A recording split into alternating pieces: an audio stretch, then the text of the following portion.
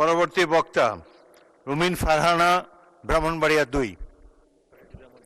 মাননীয় স্পিকার, আপনাকে ধন্যবাদ। মাননীয় স্পিকার, দীর্ঘদিন পর্যন্ত এই দেশে কোনো নির্বাচন হয় নাই। মানুষ তাদের পছন্দের প্রতিনিধি নির্বাচন করতে পারে নাই। জাতীয় নির্বাচন থেকে শুরু করে স্থানীয় পর্যায়ে নির্বাচন পর্যন্ত প্রত্যেকটি নির্বাচন ছিল কারচুপিপূর্ণ। সে কারণেই একবার সংসদে আমি মজা করে বলেছিলাম, সুষ্ঠু হয়েছে নির্বাচন, ভোট দিয়েছে প্রশাসন, তাকিয়েছিল জনগণ, এর নাম বাংলাদেশের নির্বাচন। তো মাননীয় স্পিকার, সেই জায়গা থেকে ৩৬শে জুলাই আমাদের জীবনে আসলো, কয়েক লক্ষ মানুষ রাস্তায় নামলো, কয়েক হাজার মানুষ চিরতরে পঙ্গু হলো এবং প্রায় ১৫০০-এর উপর মানুষ তাদের জীবন দিল যাতে মানুষ তার ভোটের অধিকার আবারও ফিরে পায়। এবং আল্লাহর কাছে অশেষ শুকরিয়া মাননীয় স্পিকার, একটি অবাধ, সুষ্ঠু, নিরপেক্ষ নির্বাচনের মধ্যে দিয়ে ত্রয়োদশ জাতীয় সংসদ গঠিত হয়েছে এবং আমি এই সংসদে একজন স্বতন্ত্র প্রার্থী হিসেবে নির্বাচিত হয়েছি।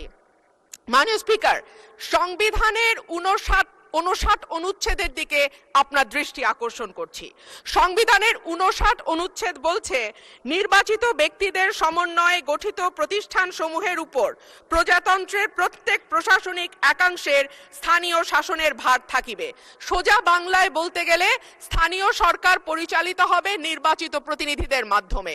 কিন্তু আমরা বিস্ময়ের সঙ্গে এবং দুঃখ নিয়ে লক্ষ্য করলাম, একটি নির্বাচিত সরকার ক্ষমতায় আসবার পরপরই স্থানীয় প্রশাসনগুলোতে প্রশাসক নিয়োগ করেছে।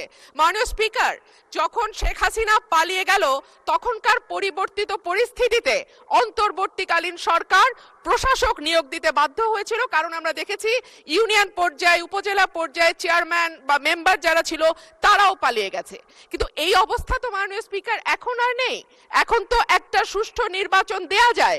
সেই জায়গায় আমরা দেখলাম দলীয় নেতাকর্মীদের পুনর্বাসন প্রক্রিয়া শুরু হয়েছে। এই বিষয়ে আমি